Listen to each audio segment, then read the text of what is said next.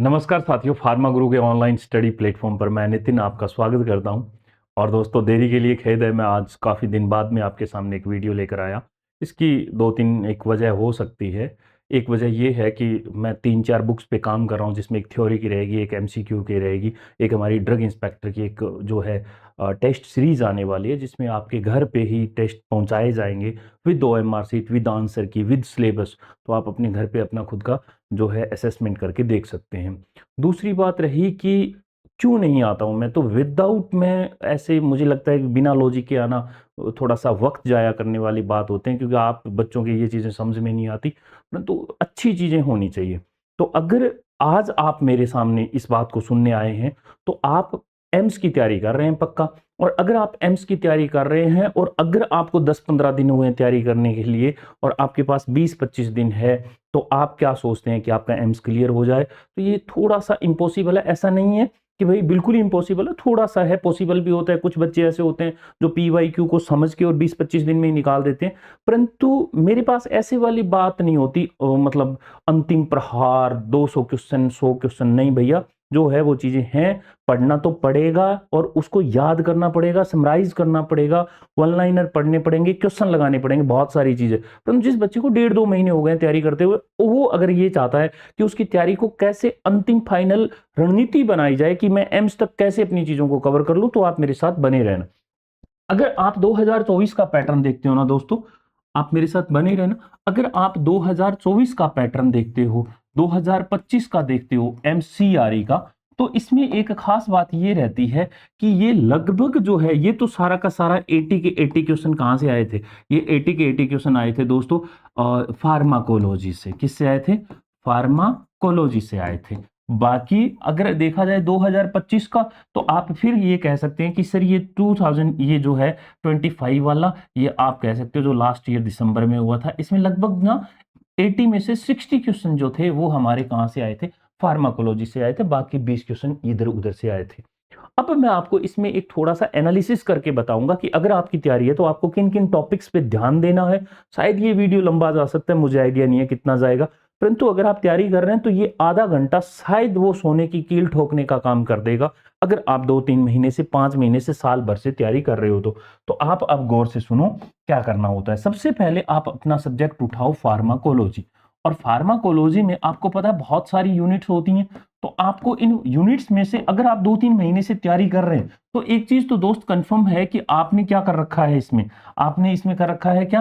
Classification तो पक्का याद कर रखा होगा।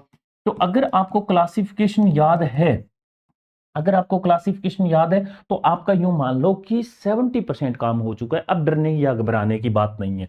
तो अब आता है यूनिट वाइज़ खेल। यूनिट वाइज़ खेल में अगर मैं कहूँ जनरल फ़ार्मा की बात करें, तो जनरल फ़ार्मा को रट लेना दोस्तों एकदम। जनरल फ़ार्मा में से हर बार एम्स 2 से 3 क्वेश्चन उठाता ही उठाता है।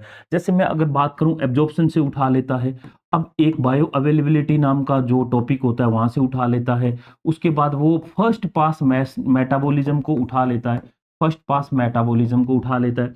ऐसे बहुत सारे टॉपिक होते हैं। एक डीआरसी नाम का है ना, ये आप कहोगे डीआरसी नाम का एक कर्व होता है, ड्रग रिस्पॉन्स का जो ये कर्व होता है।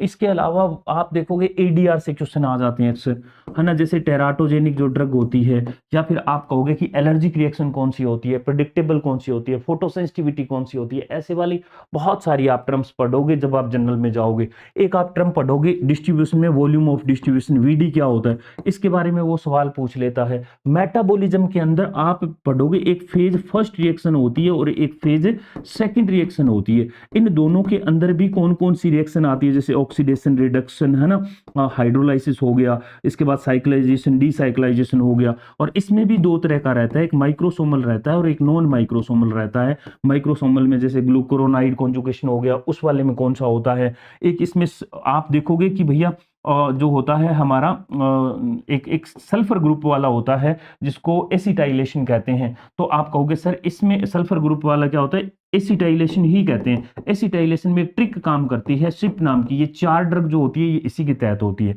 दूसरा दोस्तों एक सीएनएस बहुत इंपॉर्टेंट पार्ट होता है। सीएनएस में आप डिप्रेशन पढ़ते हो, साइकोसिस पढ़ते हो, मेनिया पढ़ते हो, तो इनकी जो क्लासिफिकेशन है अगर ये हो जाए, मैं हर एक यूनिट के बारे में बता सकता हूँ। सीवीएस में आप कह सकते हो सीएचएफ हो गया, इस्केमिया हार्ट डिजीज हो गया, है ना, आप कहोगे सर इसके अलावा हाइपरटेंशन हो गया। तो ये सारी की सारी जब आप इनमें काम आने वाली ड्रग्स पढ़ते हैं तो इसके साथ साथ आपको पीवाईक्यू का पता होना चाहिए। पीवाईक्यू क्या होता है दोस्तों? अब आप प्रीवियस ईयर क्वेश्चन पेपर करते हो, जैसे रेस्पिरेटरी डिजीज पे ले लो यार, कौन सा स्टीरॉइड कब दिया जाता है ना, कीटोटिफोन कब दिया जाता है, या फिर आईजीई को दाबने के लिए, आप उसको दबाव देने के लिए, उसको रोकने के लिए कौन सी ड्रग देते हो? बहुत सारी आती है। आप कहोगे सर जीआईटी वाले जो डिजीज होते हैं उनके बारे में, एंटीबायोटिक के बारे में, ये बहुत सारे चैप्टर होते हैं। एंटीबायोटिक अकेला नहीं है, वैसे तो एंटी माइक्रोबियल एजेंट होते हैं। जब आप एंटी माइक्रोबियल एजेंट की बात करते हो तो इसमें क्या होता है, एक जो सेल वॉल को सिंथेसिस को इनिबिट करने वाले होते हैं, एक प्रोटीन को सिंथेसिस करने, इनिबिशन को रोकने वाले होते हैं। इसके अलावा और भी बहुत सारी चीजें आती है। अब क्या होता है, जब आपको इनका क्लासिफिकेशन पता है तो फिर आपको क्या करना है, इसके लिए थोड़ा सा जब भी आप इसको शुरू करो तो एक चीज का ख्याल रखना दोस्तों, क्या कि आप जो है पीवाईक्यू के आधार पर उस ड्रग का क्या होता है, उस ड्रग का दोस्तों इतना याद रखना कि उसका मुख्य साइड इफेक्ट क्या है, या किसी पर्टिकुलर जो ये डीओसी होती है वो किसी रोग की कौन सी ड्रग ऑफ चॉइस होती है ना। जैसे अगर मैं कहूं कि भैया इंसुलिन पे ले लो, एक एक इंसुलिन आता है, तो इंसुलिन के बारे में आपको ठीक ढंग से पता होना चाहिए। आपको इसके बारे में पता होना चाहिए, जो आपका आता है थायराइड जो होता है, इसके बारे में, हार्मोन के बारे में पता होना चाहिए। तो इस तरह की चीजें भी आप साथ में मेंशन करना। तो एक तो होता है साइड इफेक्ट, आपने पढ़ लिए, है ना। कॉन्ट्रा इंडिकेशन देख लेना उसका। कॉन्ट्रा इंडिकेशन इतना मुश्किल नहीं है, अरे बाबा मैं आपको बताता हूं एक बात। कुछ बच्चे कह रहे होंगे इतना आसानी से कैसे लिख रहे हो? जो स्टूडेंट मेरे यहाँ का स्टूडेंट है, आप उनसे एक बार बातचीत करके देखना कि क्या ये चीजें इतना मुश्किल है। इतना मुश्किल नहीं है, जितना आप इनको समझते हैं ये बहुत ही आसान बातें हैं और एक बार के रिवीजन में काम हो सकता है। तो आप जब इनको साथ लेते हैं तो आप इसके साथ साथ पीवाईक्यू मत छोड़ना। अगर फिर भी कोई बच्चा ये कहता है, बोले साहब मैंने तो बिल्कुल नहीं देखा, मुझे कुछ अता पता नहीं है क्या होता है क्या नहीं, तो मैं उसको एक रामबाण इलाज बताता हूं। सिर्फ और सिर्फ पीवाईक्यू देख लेना और उसका 360 डिग्री एनालिसिस कर लेना। 360 डिग्री एनालिसिस का मतलब क्या होता है दोस्तों, एक कोई भी क्वेश्चन आया, उसके 4 ऑप्शंस थे, ये चारों ऑप्शंस क्यों दिए गए हैं, अगर इसका सही आंसर ये है तो फिर इस क्वेश्चन के बारे में सारा कुछ जान लेना, सब कुछ जान लेना। जैसे बायो अवेलेबिलिटी के बारे में क्वेश्चन आ जाए तो बायो अवेलेबिलिटी के बारे में पूरा पढ़ देना, उसको कहते हैं 360 डिग्री एनालिसिस। क्योंकि एग्जामिनर की आदत होती है वो हर बार लगभग यूं मानो 40 क्वेश्चन उसी से उठा के देते होते हैं। ठीक है, एक चीज तो ये रहेगी। अब आता है जैसे जीआईटी के बारे में, हमने सीवीएस के बारे में थोड़ा सा जान लिया, सीएचएफ के बारे में जान लिया, रेस्पिरेटरी डिजीज के बारे में मैंने बता ही दिया था आपको कि भैया रेस्पिरेटरी डिजीज के बारे में सीओपीडी में जो ड्रग होती है वो कौन सी दी जाती है, इस तरह से आप देख सकते हो। उसके बाद जीआईटी जो डिजीज होते हैं उसमें क्या होता है, एक आप पेप्टिक अल्सर पढ़ते होते हो, पेप्टिक अल्सर या पीयूडी भी कहते हैं इसको, पेप्टिक अल्सर डिजीज भी कहते हैं। इसमें ड्रग कौन सी काम आती है, कौन सी इसका ड्रग ऑफ चॉइस रहता है। उसके बाद आप कहते हो कि एक जीईआरडी होता है, गैस्ट्रो इसोफेगल रिफ्लेक्स डिजीज होता है। इसके बाद आप एक आईबीएस कहते हो, जिसको आप अक्सर सुनते ही होते हो ना, इरिटेशन बाउल सिंड्रोम होता है। ये बहुत सारे, कॉन्स्टिपेशन के बारे में आपने देखा कि डायरिया के बारे में काम आने वाली ड्रग कौन सी होती है। तो इस तरह से आप इसको और साधोगे। फिर आता है कौन सा, इसके बाद आप कहोगे सर हमारे पास जो है ओटोकोइड्स आते हैं। ओटोकोइड्स में आप क्या पढ़ते हो, आप हिस्टामिन पढ़ते हो।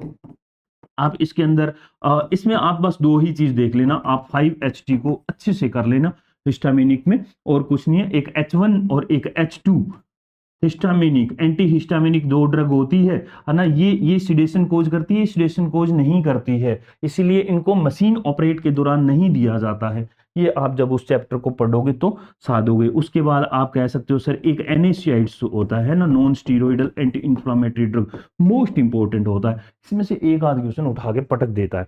मैं कोलोजी पे इसीलिए ज्यादा वक्त दे रहा हूं कि अगर कल को मान लो एग्जाम आए और आपने ये एनालिसिस सुनते हुए, मान लो 15-20 मिनट आधा घंटा अगर ये लेक्चर चलता है और आपने आज से ही काम करना शुरू कर दिया, तो चाहे आप किसी का कोर्स लो ना लो, आप किसी के यहाँ से कोचिंग लो ना लो, परंतु आपको वो बेसिक स्ट्रक्चर मिल चुका है कि अगले एम्स तक पहुंचने के लिए अगर आप जॉब कर रहे हैं तो आपको क्या करना पड़ेगा।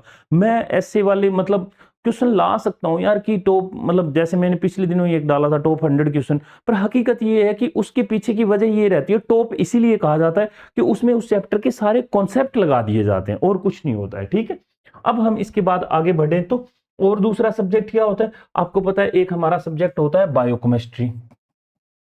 बायोकेम जो होता है उसमें आप पढ़ोगे एक कार्बोहाइड्रेट, कार्बोहाइड्रेट्स हो गया, उसके बाद आप देखोगे एक प्रोटीन होता है, आपने प्रोटीन देख लिया, एक इसमें क्या होता है लिपिड होता है। देखो इन तीनों के क्या करने हैं आपको, इन तीनों के टेस्ट देखने हैं, और इन टेस्ट का एक ना अदर नेम होता है, वो जरूर देख लेना है, अदर नेम जरूर देखना, आप मेरा कहा मानना। और उसके बाद क्या होता है दोस्तों, एक आता है एंजाइम, एक आता है विटामिन्स। विटामिन्स तो बहुत ही प्यारा टॉपिक है, किसमें कौन सी रिंग स्ट्रक्चर पाई जाती है, ऐसे वाले सवाल पूछ लिए जाते हैं। और इन तीनों का दोस्तों मेटाबॉलिज्म जरूर पूछता है, कौन से साइकिल में कितनी एनर्जी बनती है, कितनी एटीपी बनती है, ऐसे वाले सवाल जरूर पूछता है। स्टेप पूछ लेता है, रेट लिमिटिंग स्टेप पूछ लेता है। तो जैसे ये लिपिड के बारे में आपसे पूछे कोलेस्ट्रॉल क्या है, तो एक डिराइव्ड लिपिड होता है, तो इस तरह के सवाल जरूर आते हैं। तो ये था हमारा इसमें मोटा मोटी, एंजाइम हो गया, विटामिन्स हो गया। आप चाहो तो इसमें वैसे मिनरल्स तो आप उसमें भी पढ़ सकते हो, परंतु यहाँ पे भी पढ़ते होते हो, तो आप इसके बारे में जरूर आप जानकारी प्राप्त कर लेना। ठीक है, तो ये हमारा हो गया एक ये हमारा बायोकेम। अब आते हैं दोस्तों शूटिक्स के बारे में। तो अगर मैं कहूँ कि फार्मास्यूटिक्स की बात करें तो आगे कुछ समझ में आए ना आए, तो आपको दो भागों में डिवाइड करना पड़ेगा। एक होता है दोस्तों डोजेस फॉर्म, और एक होता है दोस्तों इंजीनियरिंग। डोजेस फॉर्म में क्या होता है, टेबलेट आता है, कैप्सूल आता है, उसके बाद ऑप्थेल्मिक प्रोडक्ट आता है, स्टेराइल प्रोडक्ट आता है, इस तरह से चलता रहता है। ये सारे के सारे, जैसे लिक्विड डोजेस फॉर्म आता है, उसके बाद बाईफेजिक डोजेस फॉर्म आता है, जैसे इसमें सस्पेंशन और इमल्सन आ गया। इसमें क्या आ गया, इसमें सिरप आ गया, है ना। सिरप कितना परसेंट होता है, तो 66.6% होता है। इस तरह से याद रखो। ऑप्थेल्मिक में जैसे पायरोजन टेस्ट नहीं किया जाता है, इस तरह की बातें हैं। टेबलेट को रगड़ के जाना बहुत अच्छे से, बहुत ही प्यारा टॉपिक है, बहुत ही अच्छे से समझ में आ जाएगा, इसको एकदम तसल्ली से निपटा देना।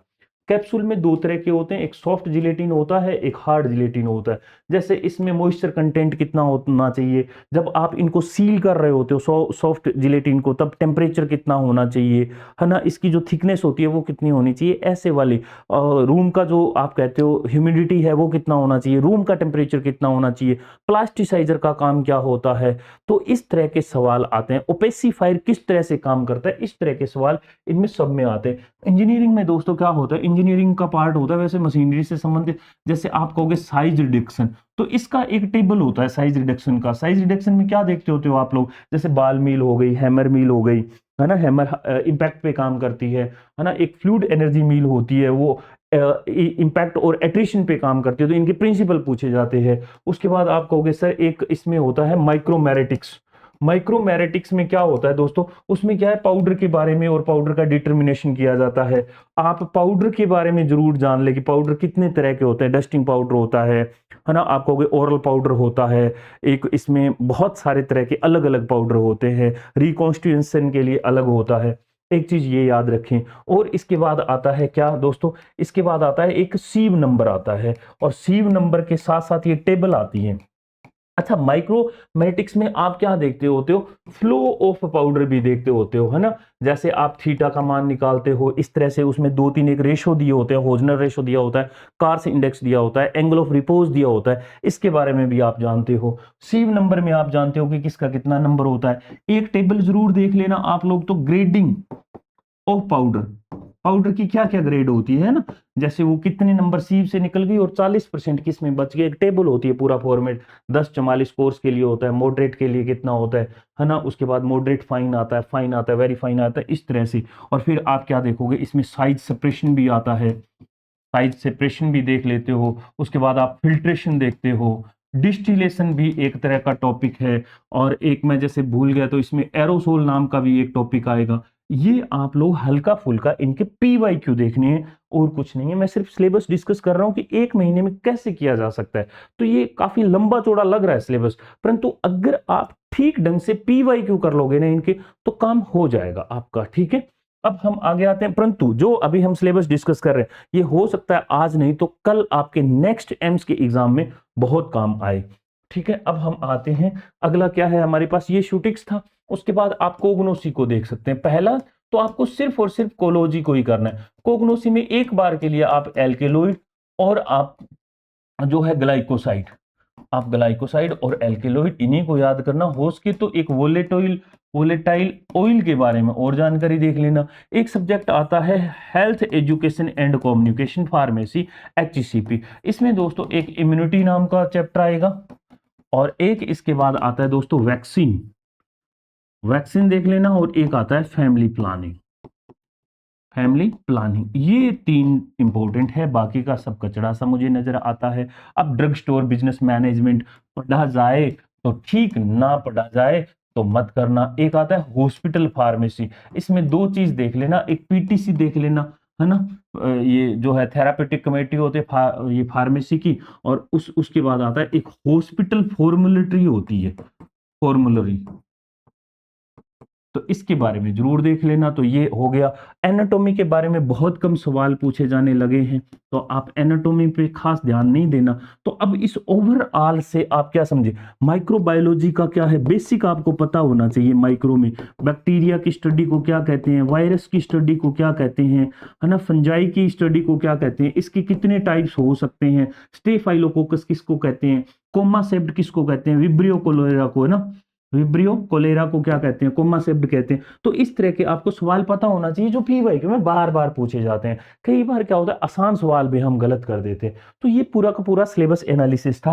अब मैं आपको फाइनली एक चीज बताता हूँ, ओनली अगर किसी के कुछ ना समझ में आ रहा है और बहुत कम समय बचा है तो फार्माकोलॉजी कर लेना, फार्माकोलॉजी कर लेना। हमारे भी काफी लेक्चर रखे हुए हैं यूट्यूब पे, या हमारी ऐप को आप डाउनलोड कर सकते हो, वहां पे कुछ एक फ्री ऑफ कॉस्ट लेक्चर रखे हुए हैं, आप उनको भी देख सकते हो। फार्माकोलॉजी एक बार आपने तसल्ली से कर ली, मैं दावे के साथ कह सकता हूं ये बात दोस्तों, कि आपका जो एम्स का कॉन्फिडेंस है वो अलग ही लेवल पे पहुंचेगा। आप अलग ही लेवल को अलग ही दिशा में लेके जाओगे। बाकी दिन बहुत थोड़े बचे हैं, PYQ जितना हो उसके ज्यादा करें, उनका 360 डिग्री एनालिसिस करें, और अगर फिर भी कुछ ना बचे तो आप अपने कुछ शॉर्ट नोट्स या तो आपके पास हो, या फिर आपके पास कोई वन लाइनर पड़े हो, तो आप इनको बार बार रिवाइज करें। बार बार, जितना आप बार बार रिवाइज करोगे उतना ज्यादा आपके लिए और चीजें बेहतर होती जाएगी। फिर भी अगर आप किसी बच्चे को कोई दिक्कत आती है इन फ्यूचर, अगर ये हाथों से निकलता जा रहा है तो जाने दो, हमारे पास भविष्य में बहुत सारी अपॉर्चुनिटी है, डरने की आवश्यकता नहीं है। आप तो जीवन में याद रखो, मौके जीवन में बहुत आते हैं। कहते हैं कि किस्मत वाले इंसान का, अगर मैं कहूं, दरवाजा किस्मत सिर्फ एक बार खटखटाती है और उसमें वो निकाल देता है, बोले कि भैया जाने देंगे नहीं, इस बार तो अपॉर्चुनिटी हमारी है। और बदकिस्मत इंसान का सफलता बार बार दरवाजा खटखटाती रहती है, परंतु उससे वो दरवाजा खुलता नहीं है, उसका स्वागत नहीं कर पाता। हमारे पास अपॉर्चुनिटी और आएगी। इस नंबर पे आप अपना नाम लिख के भेज देना एक बार मुझे, और आपका सवाल लिख कर भेज देना, व्हाट्सएप करना, और आप हमारे टेलीग्राम चैनल को जरूर शेयर करना। बेटा जो भी मुझसे मदद हो पाएगी मैं आपकी जरूर हेल्प करूंगा। अब मैं कोशिश करूंगा आपके लिए कोई क्वेश्चन सीरीज लेकर आऊं जल्दी से, और हर एक सब्जेक्ट के कुछ 50-50 क्वेश्चन करवा दूं। जब तक एम्स नज़दीक आता है तब तक हम कर लेंगे, कोशिश करेंगे। तो तब तक के लिए शुक्रिया, मिलते हैं। अगर आपके हिस्से का कोई सवाल है तो आप जरूर मुझसे पूछ सकते हैं। बहुत धन्यवाद।